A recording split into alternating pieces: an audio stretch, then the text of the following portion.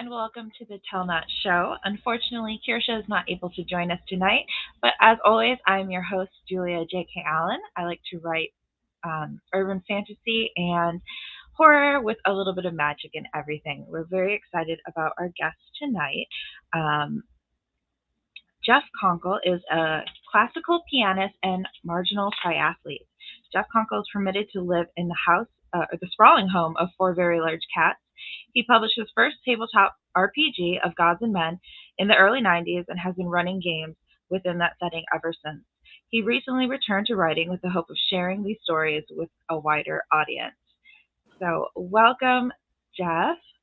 Thank you Hi. so much for joining us tonight. Thanks for having me. Yeah, it's our pleasure. So tell us a little bit about your writing journey. What got you started in writing, and what led you where you are now? So there's two phases to it. Early on, I played a lot of role-playing games. Mm-hmm. So I built my own, wrote my own. I published it in the early 90s. And that was my first experience with writing. And during that time when I got my English degree, when I figured out I didn't know how to do it. You got to learn those things the hard way, right? And with a role-playing Right. game, it's pretty forgiving. You're writing rules, so it's more of a technical piece. But still, at that point, I'd gotten the itch. And then throughout the time of playing that game, at one point I decided, hey, I want to do this as a novel. I mean, it's not unheard of. Dragonlance, for instance, a lot of the story actually was played out in tabletop gaming. The players actually played the roles and they made it into the novels. I thought, well, that's kind of neat. Why don't I do that? Yeah. So I started playing games and told the players that this is what's going to happen. Well, of course, life intervenes. You gets in the way and you never do it. So this takes a little bit of a dark turn, but there's a happy ending. So, or kind of happy ending. So later on, this would be 2016. My wife at the time was getting very, very sick. So I spent a good amount of time in the hospitals. And at that point, I started actually writing. It's cliche to say it, but I think a lot of people experience it. You get a point in your life where you realize, you're not going to be here forever. Yeah. And if you want to do the things you plan to do, you better start doing them. Right. And the other side of it is, my wife was a character in those games, so she's a character in these books. So it's kind of a way that she gets to live on, after she passed. Yes, I'm very sorry for your loss. I can't relate into like losing a life partner or anything like that, but I've lost both my parents, and grief is not ever something that goes away. Your life just grows around it. Mm-hmm. And what a lovely legacy, though, that you get to have her continue on in your story world and your books. I think that's a really, really loving thing to do. Yeah, but I write a grimdark brand of fantasy, so I don't know how loving it is. Oh, okay. Tortured a little bit, so right. But right. So far, that's more of a joke. I mean, it is playing out well, and I think she'd like to see that legacy continue, and it will. Yeah, well, congratulations on not only making your own game, which is, I think, amazing, but writing a book. Like they say that out of the 80% of Americans who want to write a book, only 3% do it, and only 1% actually take it to publishing. So you are in the elite 1%. I'm in the unfortunate 1%, or the unfortunate, perhaps. It's hard. It is hard. Yeah. No, writing is not for the faint of heart. You have to take a lot of leaps of faith and just plow through writing block and all kinds of turmoil to get to a finished piece. But I think it's very true that we all kind of get to a point where it's like it's a now or never. If I want my dream to happen, I've got to do it. Yeah, very much so. Unfortunately, after writing the one and kind of in the process of writing it, learning what I can do and what I can't do, I've certainly continued. I think book 6 comes out in July of that series. So, okay. So I think taking that leap is really, really important. And I'm sure there's a lot of authors out there, probably some watching, this show, who, you don't think you can do it because you realize how many flaws you have. But it's kind of like when I look at it in like in a marathon, or you're training to do anything big, or playing piano, for instance. You start doing something and you realize how bad you are at it, but you keep working at it. And 6 months later, you look at what you're doing, and you never realize that you've been making progress the whole time. And you look how far you've come. And it's the same thing with writing. You start making little gains and you don't recognize it. But 6 months Right. later, you go back and look at your early writing, and you're able to correct things so fast. And you've got so many Right. tools that you developed, and you just never even noticed it. And it's just from doing that. Any craft in life is like that. Yes. No, I would agree. I think that, some people get lucky and have some talent that makes them skip a couple steps, but Mhm. most skills are just practice makes you a million times better. Like I find that with writing, I find that with art, drawing, sketching, anything like that. Anything you do, if you put the time in and practice and get those hours in, then you're going to improve by leaps and bounds. Very good. So you said you write dark or grim fantasy. Is there a reason why you're drawn to that genre, or what makes you love writing that? Um, well, I've got an active imagination, which I think most horror writers do. Yes. Um, and I'm not a huge George R. R. Martin fan, but I still can never shake the feeling and experience I got when the first characters I didn't think would ever die because of plot armor died. Yeah. Yeah. I thought that was a really memorable experience. So I do think in a larger tale, and I write from multiple point of views. There's tons of characters Yeah. that not all of them are going to make it, and that makes it a more meaningful experience for the reader. Because when they get through a book and their characters have survived, pardon the cat, he's going to invest.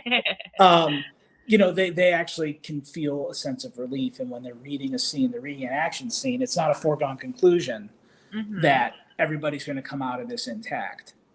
So that's Right. the part of the darkness I like, and I do like horror. I've enjoyed H.P. Lovecraft and some Stephen King stuff and some other horror writers throughout, and horror has a good impact on me, so I put it in my books. Right. I found out that the action style I write is graphic and visceral. I don't, there's not a lot. Most of the sex happens off screen, Right. so the book could be YA in that category. And my language, I'm very careful about not, dribbling a ton of profanity for no reason. In fact, I made up my own Right. swear words in my language just to get around having to use those words.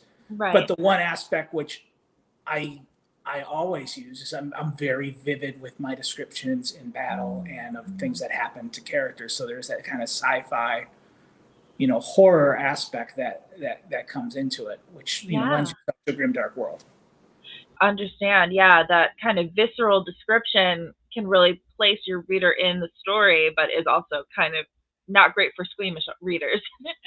Yeah, yeah, Yeah, yeah. and I'm not saying it's quite. I'm not full body horror. Right, right. That is a definite style, and the authors who do it well, Yeah. should be celebrated for it. As uncomfortable as it makes, probably because it makes us uncomfortable, is why it should be celebrated.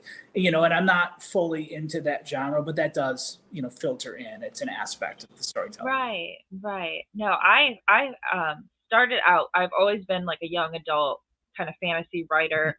But I was challenged to write a horror story and I had the best time with it because it was like so interesting to think about like what makes me afraid and Mm-hmm. how I can I write to make someone else feel that fear or what is someone else going to be afraid of. It was just like such an interesting look into like my psyche to then be able to write a story about later. I just had a blast and now I love it. I just put magic in everything. So there's a little magic in my horror too.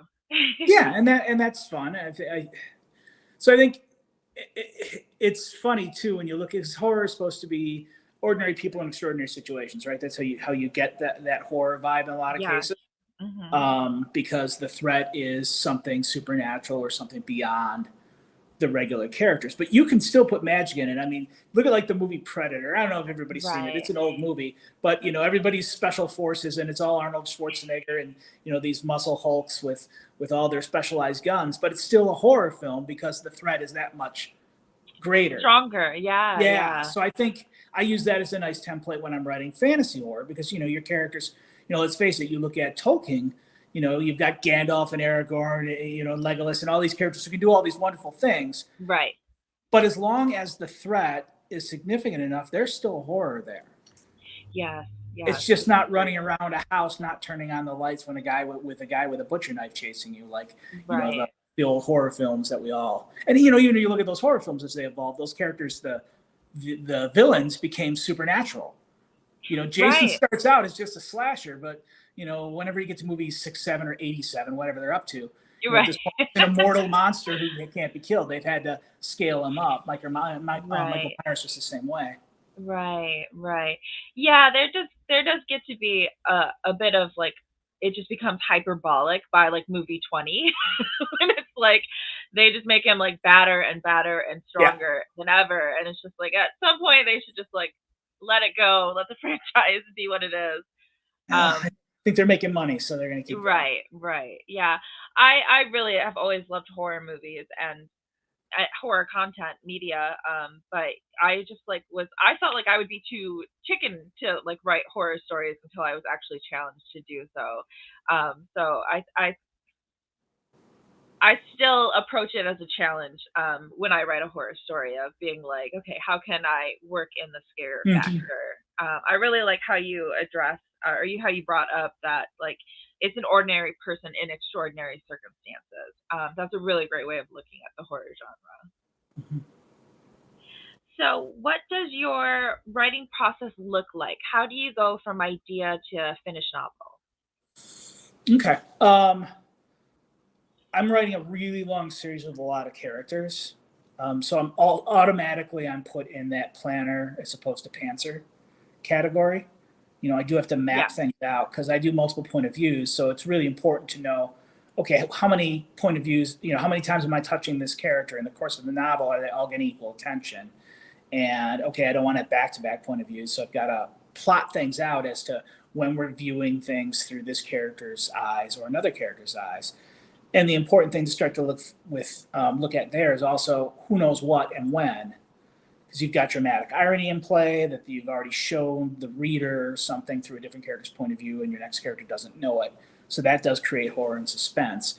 But it's just keeping your own self on track. I can't if I'm using multiple point of views and I don't map things out. Invariably, I'm going to make mistakes with my details, and characters are going to react to things that they don't know yet because they haven't met up with the other person who might tell them, hey, don't go behind that hill, there's a big dog, or whatever it is. So I plot my chapters out, and I usually try to plot maybe 10 chapters in advance. When I started, it was I'm going to plot the whole book out. Now that I'm more experienced as an author, I know that the book is going to take on a life of its own, and some of my characters are going to do things that I didn't plan. So you start to plan a little more carefully, and you start to use a shorter framework. Like, okay, I'm going to loosely plan out these 10 chapters. Here are the things I need to get done. Here are the character arcs I have to move along. Here are the plot points I have to move along. But let's leave a little room so that these characters can grow organically, so that in the next 10 chapters, maybe they're going someplace I didn't plan. I'll still have the overarching theme and action plotted out, hmm but give a lot more room now for things to move. And that was just a learned skill. Yeah, I would agree. I think a lot of people are kind of a planter, a blend in between planning and pantsing. And I know that I have goals that when I sit down to write, I always have a goal of what I want to accomplish in that chapter or that scene. But I like to discover as I go, and if I just update my outline, if I come up with a better idea Yeah. while writing, which happens often, I feel like.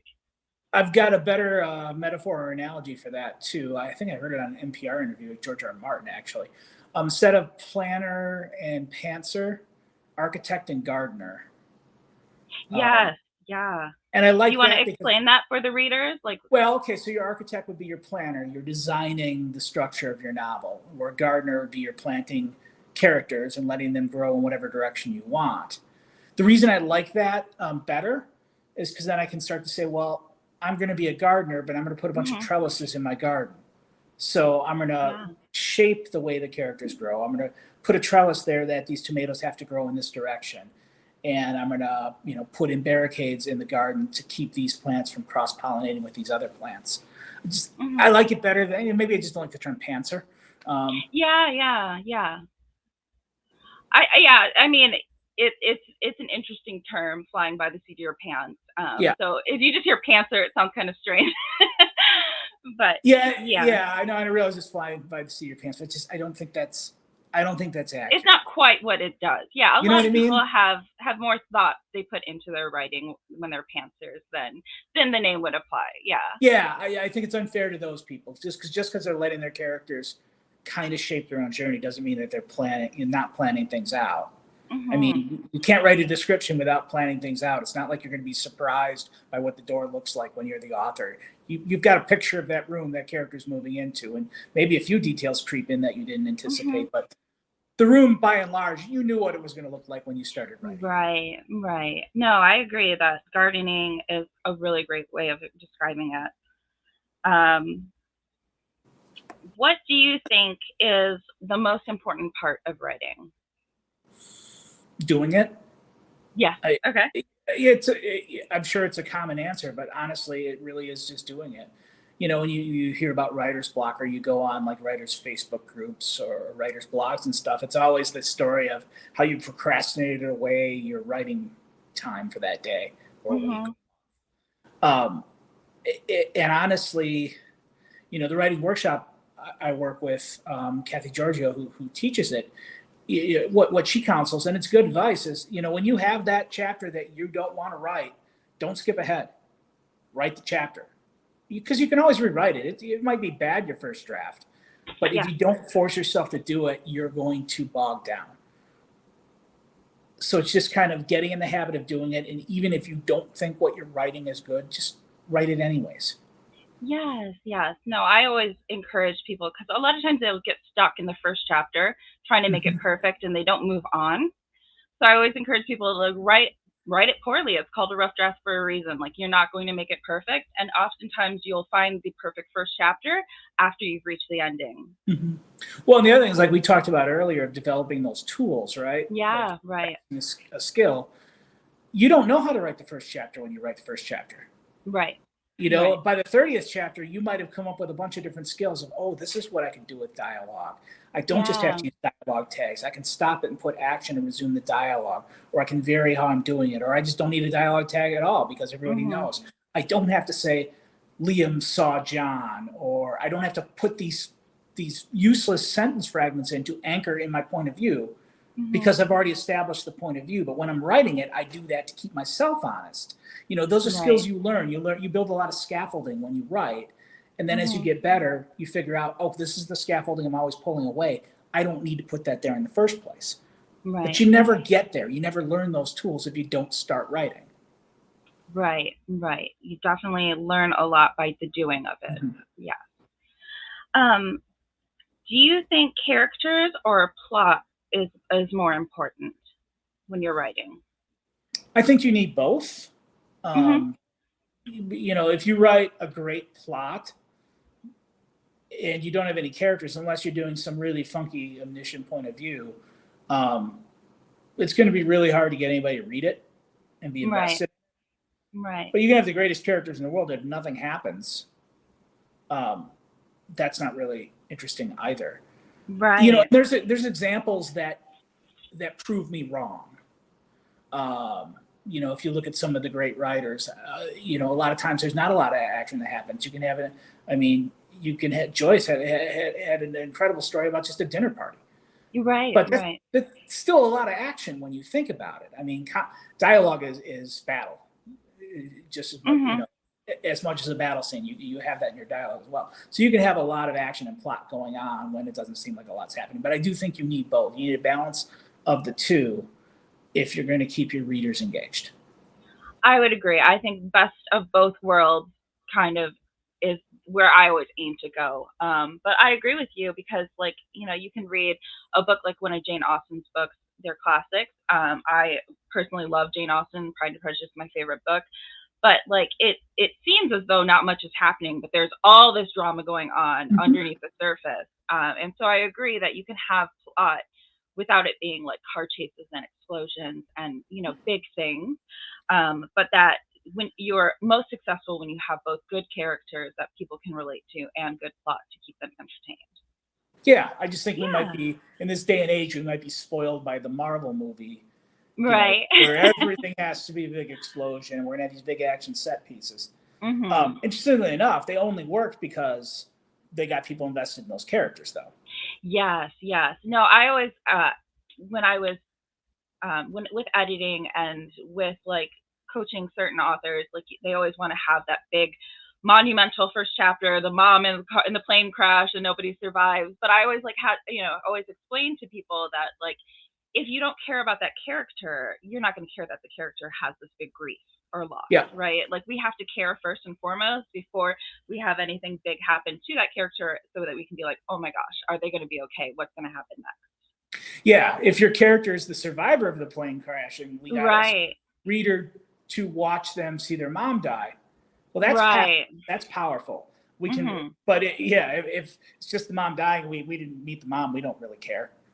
Right. Or we get like a sentimental sentence or two about the mom, and then the mom dies, and then we're like, okay, I understand this is monumental to this character, but it's not monumental to me as a reader yet. Right. I'd much rather see it in flashbacks and see the character come to encounter a scent or a sight that reminds him or her of that event, and then you feel the poignant sense of loss, because then I'm actually interacting with the character as opposed to here's an event, here's some great exposition, and I'm going to describe the plane crashing. You don't care. Right. No, you definitely want to have that emotional pull for your reader as well. I agree. What would you say you've learned from the writing process? A lot of things. I mean, there's so many things that you go through in that process when you're editing yourself. I think one of the most important things you learn is that you can't fully edit yourself, that your brain is going to make the same mistakes, and B, that there's a time period that you have to wait, even if you want to do a half edit of yourself, that you have to wait for your brain to forget. Yeah. It's really interesting. Because in my process, I'll write a chapter, print a chapter, do an edit there, and then continue forward. And at some point, I go through from the beginning and do another edit. And if I don't wait like 3 months, I don't find anything. I can't edit myself. But after a certain period of time, it's like a light switch goes off, and you can go through and read your work with a fresh set of eyes and do editing on it. It's interesting. At some point when I have more time in my life, I want to chart it out to see exactly, what determines that period of time. Right. I think there's a few tricks that you can do to kind of, number one is take at least 2 weeks, if not longer, off. Like you were talking about the break. You definitely need a break. But another trick you can do is either like print it out and then do edits on paper, or change the font. Because if you change the font, it kind of tricks your brain into thinking it's new. I haven't tried that. I'll try that. Yeah. No, I recommend, like, if you're going through self-edit, and then like when you get to the very end of the editing process and it's fine-tuned and polished and you're looking for the last dying typos that are always going to be there, read it backwards, like edit it backwards. Sure, and that'll help you catch a lot more Yeah. because like you were saying, your brain knows what's supposed to be there, so you kind of see what's in your head rather than what's on the page, because we don't always put what on the page what we're thinking. Right. So doing it backwards kind of like bypasses that brain filling in what's supposed to be there, and you see a lot more what's actually on the page. Find all the question marks you missed. Yeah. Right. I know. I always do that with question marks. I put a period because I'm out of habit or something, and then I'm like, well, that's not right. As an editor, I have to be more careful about that. Otherwise, I give myself a bad name. Who is your favorite author, and what do you feel they do really well? I don't think you can have really just a favorite author. There's a bunch. Right. I mean, in fantasy, I like Patrick Rothfuss just because of the density of his writing and the poetic nature of it. It's truly character driven. I liked some things about George R. R. Martin that I mentioned earlier. I really like R.A. Salvatore, and it's a much lighter, easier, carefree writing style, but the pacing's great, and it's really action forward. Modern fantasy or urban fantasy. I guess I like all the Harry Dresden stuff quite a lot still. I think that's a really good series. And I never was a big Tolkien fan, but now later, as I'm getting more experience as a writer, I'm gaining a much stronger appreciation just for the language, and then realizing also that he didn't edit at all. Everything was first draft. Oh, okay. Yeah, and that just getting my head around how you do that. That's interesting. I didn't know that. I know he had a writing circle. He was in a writing group with C.S. Lewis, and they would critique each other. So I didn't realize that it was first draft. Yeah, well, and you think about it, he didn't have all the technology that everybody Right. else did. So, when you're writing by hand, maybe you're just much more careful about it. Maybe. That yeah, maybe. I love Tolkien, but I just didn't know that fact. That's fascinating to me. Yeah. Yeah.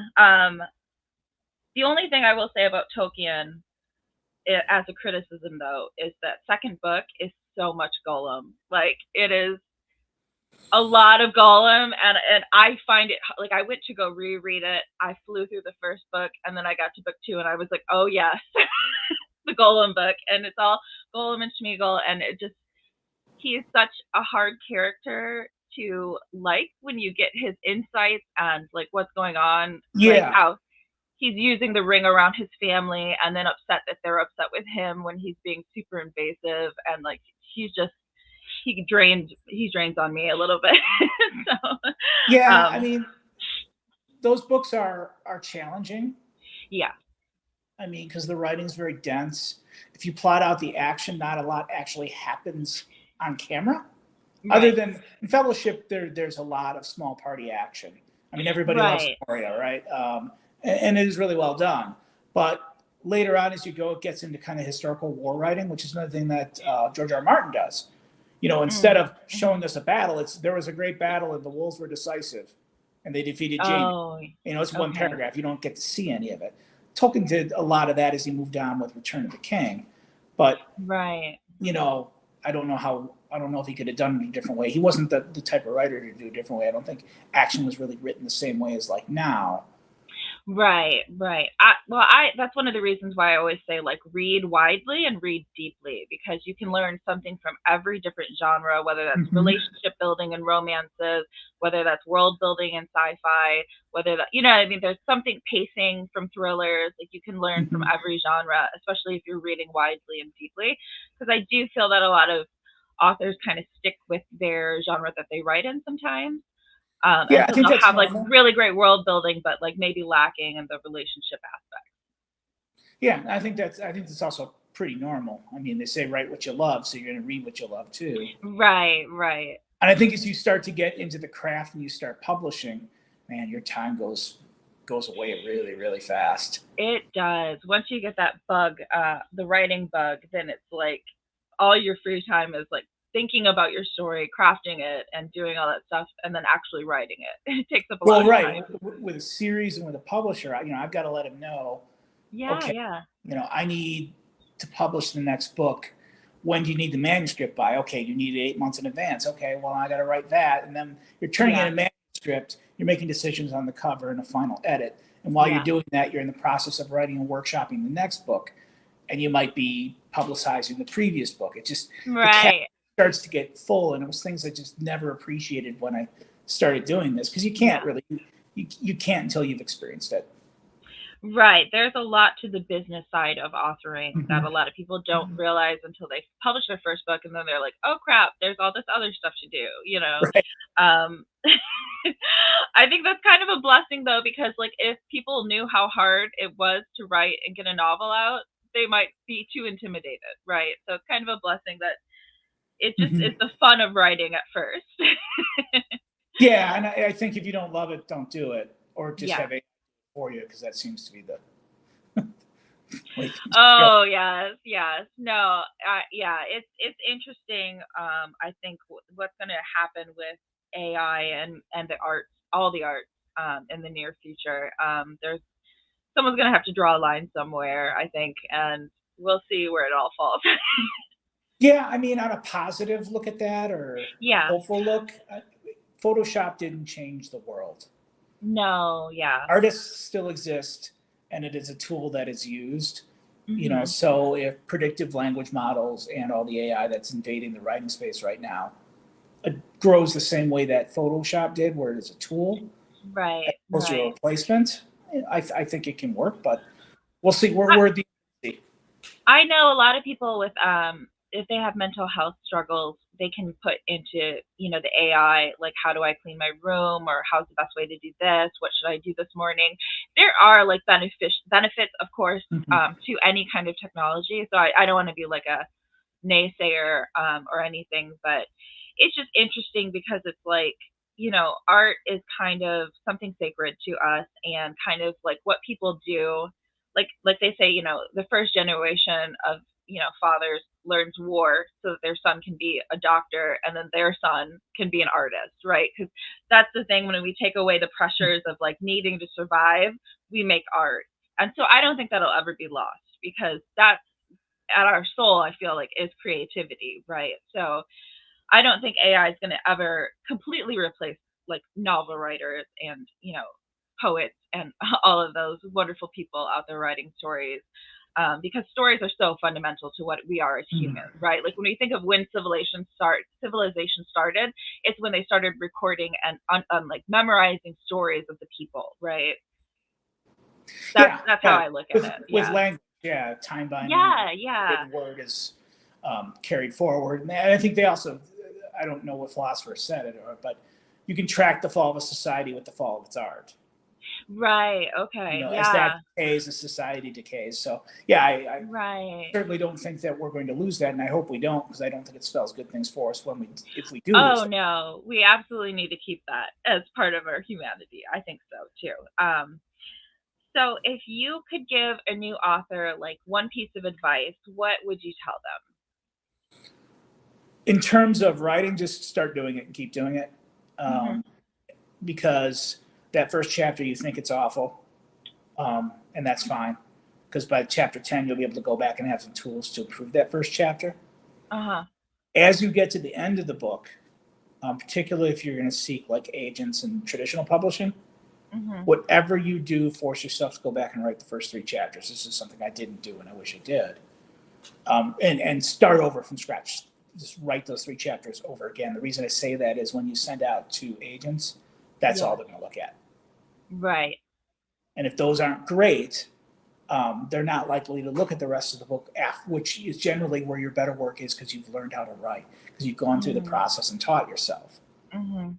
So bite the bullet and force yourself to do that if you're going the whole agent traditional publishing route. I'm not saying that that's the only route or the best route even these days. I think the market Right. has changed.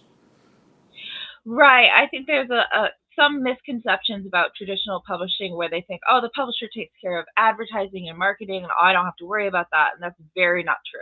Not anymore. Not true at all. Yeah, they have, only so many people in their PR company or department to do hundreds of authors, right? No one's going to be a better marketer than yourself. It's your passion, it's your story, it's your, like I said, your passion. So you're the best one to talk about it and get people interested in a lot of ways. I love the self indie options now, because I just like having control over everything, right? I'm a type A person, and I want my own deadlines, I want my own cover, I want to be involved in each little aspect of it. And so that's been a really nice fit for me. I think the small press space is kind of the mixture of both. It can be, yeah. You can have somebody there to like kind of show you the ropes, especially if you're a new author and kind of learning what you need to learn. And then so small presses can be a great option. Absolutely. Yeah, now you're giving up a percentage of your royalties to get that, but my relationship with Black Rose Writing is, I do get to determine what I want to write, when I want to write it, when it's published. I work with them on the cover, but I have final say. I mean, their contract says they have final say, but that has not been my experience. But I'm doing my own marketing. They're helping me. Right. But I pay for that service. It's just, regrettably, there's so many hybrid and vanity press out there that it breaks my heart. It's a minefield. It's so easy. It breaks my heart. Yeah, they stopped. Yeah, they changed from vanity to calling themselves hybrids to try to like feel like a sense of legitimacy, I think. I just gave a talk a couple weeks ago about why it's such a horrible option, though, because like oftentimes they're like, oh, we'll give you editing, a cover, and some marketing. We'll throw it in a package deal.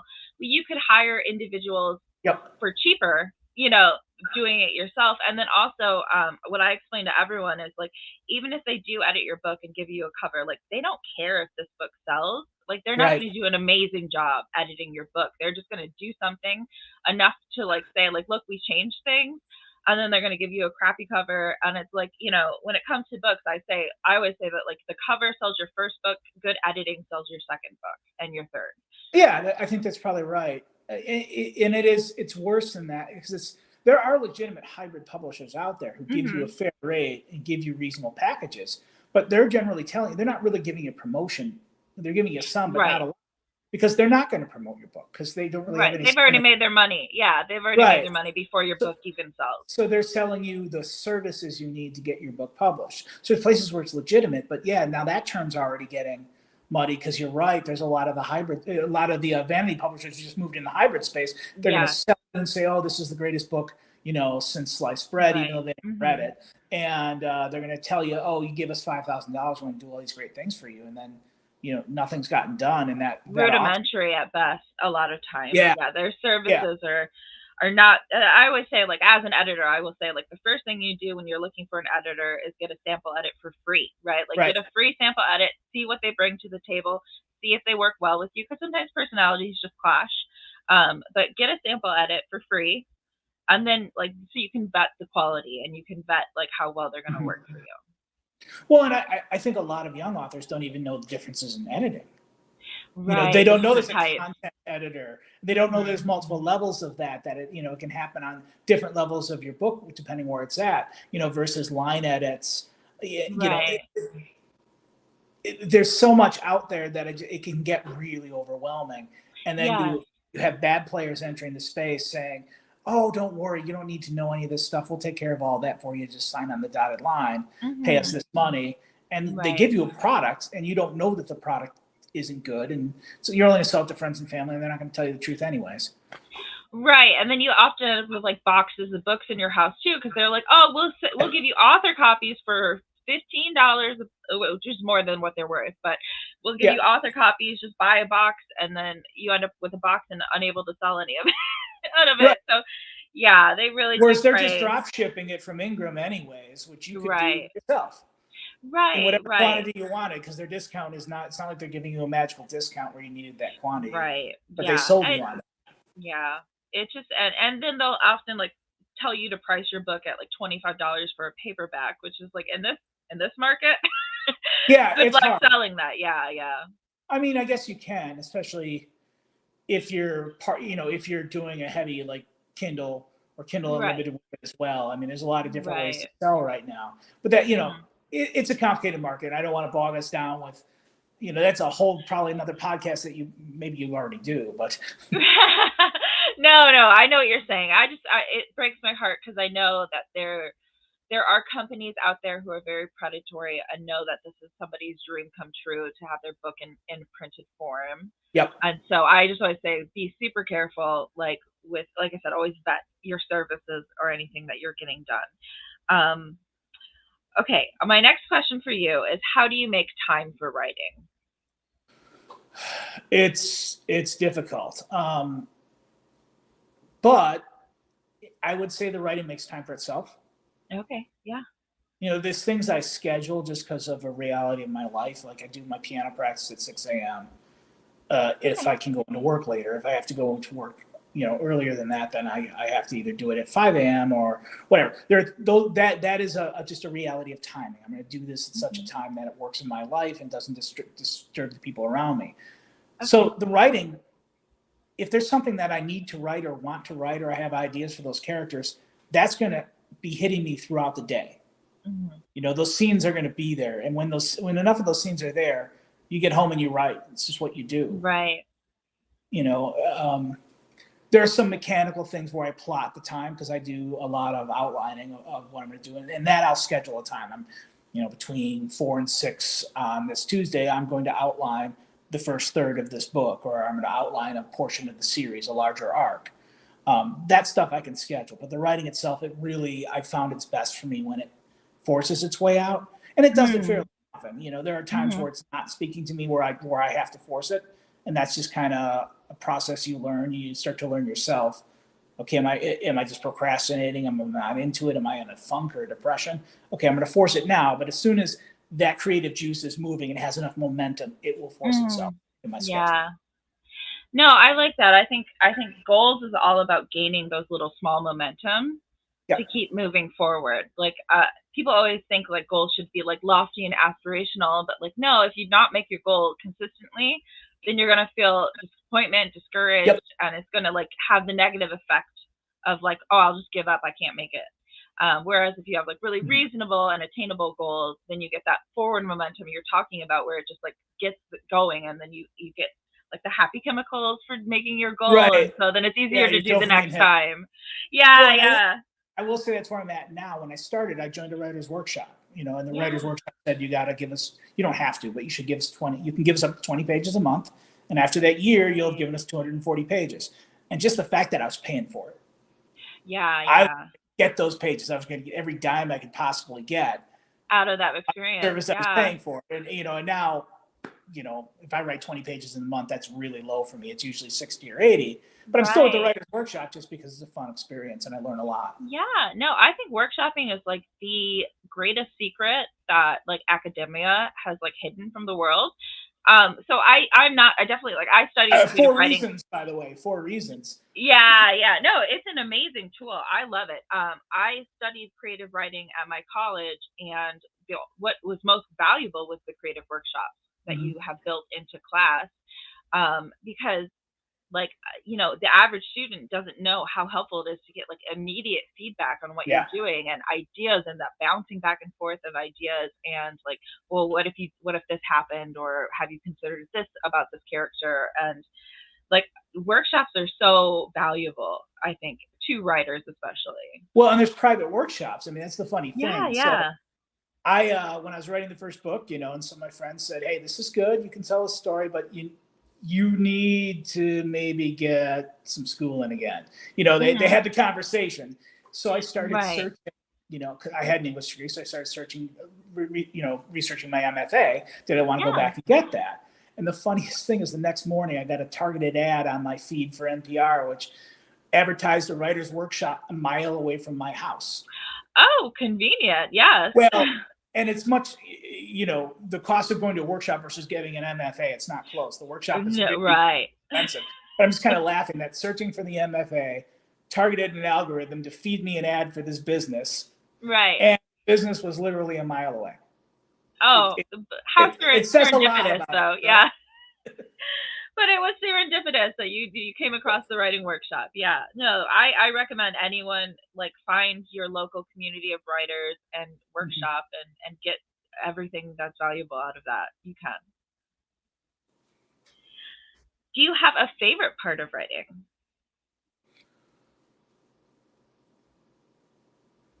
Yes and no. I mean, Okay. people would like to say, when you finish the book, Right. but I don't think that really is the favorite part for me. Mhm. I think it's that part when I know the book has all the legs it needs and I don't have to propel it forward. Oh, okay. My activation energy is spent, and that book is now moving forward on its own, and now I'm guiding it, figuring out, and I start to realize I'm not even getting to all the scenes that I want, or I'm generating scenes for Yeah. future books as I'm moving through, because the Mhm. conversations are creating new threads and new directions to go. And I'm pretty sure you've gotten to that place in books, and as you write more often, you'll get there. And it's a Mhm. really good feeling to know, okay, I'm only 50,000 words into this book, which is going to be 110,000 words, but I already know it's in good hands. I know it's going to get where it needs to Right. go, and now I'm driving and I'm guiding it, but the book is piloting the journey. Yeah. Yeah. Whenever you get into like that workflow mindset where just the story's pouring out of you, it's a thrilling feeling. Yeah. Now, do you have a least favorite part of writing? Editing. Yeah. I know. I'm an editor. I Yeah. love editing for other people, but editing my own stuff is like if I could get away with not doing it, I would. Well, and I do a software edit at one point too, and I hate it. Oh, okay. Yeah, yeah, yeah. But the AI edit catches all my question marks and points out my Right, word right. infinitives and points out every time I use the passive voice and yells at me about it. And it forces me to Ah, go look at all of these sentences and decide, do I want to do that here or not? But it is right. really painful and tedious. It is. If you don't have like the mindset, if you're just like go, go, go, and like focusing on the tiny little details can be really tedious. If you just want to do the big picture stuff. Well, and most of those software programs are trying to get you to write something like a newspaper article. Oh yeah. Their suggestions are not necessarily appropriate to, Right. a fantasy story or something very vivid or horror. Absolutely. Mm-hmm. Because they hate adverbs, for instance. Well, I think adverbs are wonderful. Yeah. I always say if it's impactful, then it serves its purpose, right? Like Yeah. if you say ran quickly, that's not very impactful, right? You could say Nope, and sprinted it'll bust dash. you. If you say Yeah. very a lot, that's really or obvious or quite this or quite that. Right, Clearly, right. Anytime you say clearly, it's not clear. Right. But sometimes like saying like he spat out disdainfully, like you're gonna Yeah. use two sentences to describe disdainfully, like when you could just say disdainfully. Like disdainfully, if it's the perfect word for the description, like and is concise with economic language, like then use the adverb is my stance on it. Everything's about balance and moderation when it comes to writing, in my opinion. Mm-hmm. No, I agree with you. And there are certainly redundancies when you use it. Yeah, ran quickly, so really. Yeah, I mean that's what I'm saying. Like, I've written that many times, and I've looked at it afterwards. Why am I? This isn't necessary. But you don't realize when you're writing that you're just in the flow and you write that down, and there's a lot of redundancy come out that way. No, I think that I think there's a kernel of truth in all writing advice, but there's only a kernel. If they say never or always, like I don't listen to it, right? Because there's always a time and there's never not a time for certain things. Like I said with adverbs, like even Stephen King in his book on writing, he's like, never use adverbs. Like he uses them all the time, but he says never use them. And I'm just like, if it's the perfect way of saying or descripting, word or phrase of what's going on, why wouldn't you use it? They just want you to not use the like really easy, like very quickly, Yeah, and they don't want you to rely on it as your crutch. It's all supposed to be right. Yeah, everything comes to balance in the end. So if you've got 100 adverbs on one page, you probably want to get rid of a lot of them, but like doesn't mean get rid of all of them. Yeah. Right. What influences your writing? So I know you do a lot of your writing based off your game, but do you have other influences?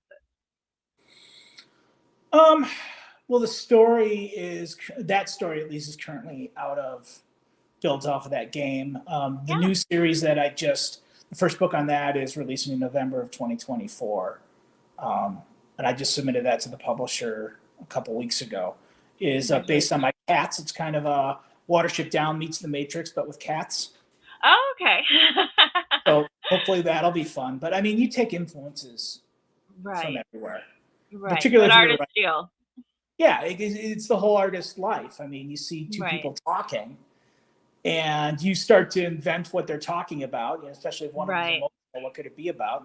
And suddenly you might have written a scene because you've just from observing two people and how they're interacting with one another and thinking what might they be talking about. I take influences from music. I play Chopin for the most part, which is a very emotional composer. Everything is. He had a very painful life, but everything is steeped with emotion, and I can take emotion from certain pieces of, okay, this is what I think this means, and this is that emotional moment, and how do I transcribe this moment into a scene? Right. No, that's very apt. I think a lot of people write to music for a reason because it is very impactful, and that's part of what makes writing harder than like making a movie in some ways is like with movie you have the visuals and you have the music that you can create the theme and the atmosphere and the ambiance, and you can build that up. And then with writing, it's just all you have is words, and you have to somehow do the same thing without the swelling music and without all the big things on the screen. You don't have the Hans Zimmer soundtrack going behind you to tell you you're supposed to feel something right now, right? Right. And it's just like, not that movies are easy or anything like that, but just like the writing is just, you have the barest elements to work with, and you have to still manage to craft that picture. It's an interesting point. I mean, because movies, they have far less time to tell that story. So as a writer, we have the advantage of time. We can really get people into our characters' heads. Absolutely. In a movie, you can't. But as a writer, we're forced to listen to those soundtracks to get those emotions in us to write the scene. Because we don't get the soundtracks, we don't get the benefits, so we kind of listen to them while we write to try to translate it on the page. Because that you're right, that is a really common topic. You go to any writer's forum, and there's going to be a thread about what do you listen to when you write. Right, right. Music is very inspirational, I think, in a lot of ways. So I always say, like, if everyone knows they need to sleep and rest their body, and they know they need like to recharge their mind with self care, but you have to also recharge your creativity. Like whatever that is to you, your inner world has to be imaginative and Mhm. alive. And so music is a really great way of just like filling that creative well again. Yeah, absolutely. Yeah. Okay. So do you ever deal with writer's block, and how do you get through it? I wouldn't say so much writer's block. Mhm. Well, maybe I'm not sure because maybe I've experienced it and I didn't realize it's writer's block. I will say that. So I finished book 6 of my Rebirth of the Fallen series, Mhm. and I proposed to the publisher, "Hey, I want to do a book 1 on this other series because I have these Mhm. ideas, and if I don't use them, I don't put them down on paper right now, I'm going to lose them." Right. And so I wrote that other series, and I wrote that book in 3 months, start to finish. It Wow. just flew Yeah. out. But then getting back to the larger fantasy series, there was a struggle. And Mhm. it wasn't that I didn't have the story. I mean, I had more story than book 7 was going to fit anyways. I was already filtering things off into book 8. It was just getting back into that headspace of, okay, I'm not writing about cats going into a dreamscape and fighting monsters. Right. The And shiny fun new idea. Yes. I've got to go back and do the work. And there was a period of time that was difficult. Now I'm past that. I've already 3 chapters into putting that book on paper. So Okay. that's gone, but there was activation energy to get that wheel rolling again. Right, right. Yeah, no, I think one thing I do is I like to work on more than one thing at a time, whether that's editing story 2 while I'm writing Mhm. story 3, or have like a couple different stories going, so that when I kind of get to that point where I'm like, oh, this isn't fun doing this, I can jump to a different project. And then I'll kind of bypass the time in between where you're just staring at the page and having an existential crisis. I think Um, that's a good point. I mean, the different processing. So that's one thing I definitely do. If I get to a stage in the writing where I'm slowing yeah, down, then it's yeah, like, okay, well, now it's time to go back and edit chapters 1 through 10 right, right, because yeah, I'm not productively writing chapter 31. So why don't I right, use this time and edit, recharge my batteries a bit, and then in the yeah, process of editing, find new inspiration for this chapter. right, Maybe, hey, right. I forgot about this conversation and I can bring this back up here and how it's moving these characters forward. You can always find, Yeah, you see the little hidden gems that you can be like, yep, oh, that'll be developed in the next book. And yeah, no, that's yeah, that's what helps me a lot with stuff. I it's not a secret that I have ADHD, so I use it to my advantage by jumping from right. project to. Yeah, you just have to Um, manage it. yeah, you just have to like work with yourself instead of against yourself. Yeah. Yeah. Okay, I'm gonna ask you my favorite question, and then we're gonna wrap up. What is writing advice that you hate, that just does not mesh with you or you don't believe? Oh, you're gonna hate it because it's the show. It's because it's your title here, but Oh no. show don't tell really gets me. Yeah. I think it's way overused, and especially writing fantasy or sci-fi. If Uh-huh. you were to show all your exposition of world building, you would Right. have a 3,000-page book and nothing would happen. Right. It would just be explaining the background. Yeah. Well, no, it'd be showing you how all the science and magic worked. I mean, Right. you can't Right. do it functionally. There's a place for exposition. Absolutely, and I totally agree. We came up with a show, and we were like, the people who get it are our people. When we came up with the show name, but it's like I said, it's all about balance and moderation. There's absolutely a Right. time to tell. Like I'm not going to write a story about Jeff getting into his car and putting his keys in the ignition and turning the ignition on and then getting into reverse and driving to the city. Like it can be very tedious if you show everything like you were saying. Like it can absolutely kill the pacing and kill your reader. Right. Endurance and patience if you're showing everything. Like I always say, like if you are describing something, like 2 or 3 lines of show and then one telling statement just to sum it up, like you have to break it up with telling at different points. Well, and if you're in a character's point of view, you're allowed the exposition because the character might have Right, learned something, right. in a class, for instance. Let's say your character's a wizard and knows how to throw a spell. I mean, Yeah, you still want to show the mechanics. Go back to, Jim Butcher's Harry Dresden stuff. I mean, right, as you read those books, he showed you how all those spells worked, but it right. started with exposition. Right, right. He flat out says, "Hey, I need a circle to contain the magic," and Yeah, yeah. then you see it over and over again, and you learn how it works. But I think it's hand in hand.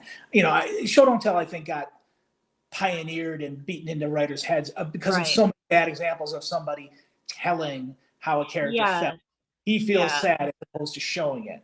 Um, right. so there's definitely places where it's great advice, but I think it's just become Mhm. such the catchphrase now that writers Right. are afraid to ever tell anything, and it's like, oh wait, guys, it's a balance. Right, and that's why I say anything with an absolute, like, never or always, then I'm like, probably probably not true. It probably has a kernel of truth to it, but it's definitely not gonna be always do this, never do that. So I do wanna give you the opportunity to tell our listeners at home where they can find out more about you and your books online. So go ahead Okay. and share your socials if you have a website, anything like Yep. that. The website's simple. It's jrkonkol.com. Spelled the same as the author name, no periods though, so just jrkonkol.com. The website does have, so I write serial. So when one novel ends, the next one begins. So if you jump into the series, there is a chapter by chapter summary of the previous books up on the website if somebody wants to jump in later or somebody just forgets. Right. As opposed to giving you like a 30-page what has come before at the beginning of every book. Right. Some authors do that. Some authors do it really well. I decided that wasn't going to be my thing. But you can find all my stuff at jrkonkol.com. Books, you can find it Amazon like everyone else. Pretty active page there. And I'm on Facebook as well under jrkonkol.com. And I'm not super active there, but I'm active enough. Right. All right. Thank you so much for joining us tonight and giving up some of your precious free time. No, thanks. Thanks for having me. It was a really good interview. I enjoyed it. Oh, thank you. Yeah, I enjoyed it as well. And thanks to everyone listening along at home. Remember to join us next week on Friday when the next episode releases. And remember, there's more than one way up a mountain. If you're interested in being a guest on the Tell Not Show, you can find us on our social media at the Tell Not Show or email us at thetellnotshow@gmail.com. Thanks again. Thanks. Bye. Thanks again for listening. If you enjoyed the show, consider subscribing and liking. We appreciate all the support. Julia J.K. Allen is an author, editor, and coach and can be found at hijingsrudder.com. Kirsha Fox is an author, avid reader, gamer, and mother to 4, and you can find her at kirshafox.com. Thanks and see you next time.